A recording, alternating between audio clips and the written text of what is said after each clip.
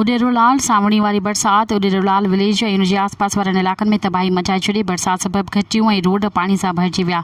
कप जे फसल खे कापारी नुक़सान पहुतो आहे। उडेरोलाल विलेज जे शेख पाड़ी जे रहिवासियुनि पारां इंतिज़ामिया ख़िलाफ़ एहतिजाज कयो वियो। हुननि चयो त बरसात जो अलर्ट जारी थियण बावजूदि इंतिज़ामिया के बि अॻुवाट इंतिज़ाम न वरिता आहिनि, जे करे संदनि अहंजनि में इज़ाफ़ो थी वियो आहे।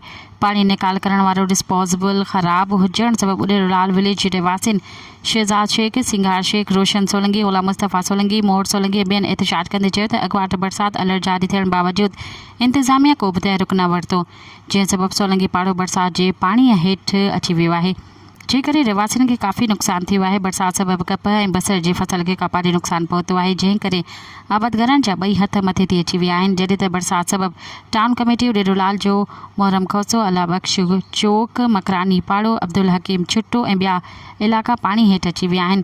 उन टाउन कमेटी जो चेयरमैन मोहम्मद कासिम अबड़ो ॿुधायो त बरसात जो पाणी कढण लाइ कमु हलंदड़ आहे। मज़ीद ख़बरनि ऐं तफ़सीलात लाइ विज़िट कयो असांजी वेबसाइट www.awamiNewsHD.com ऐं ॾिसंदा रहो अवामी न्यूज़ HD।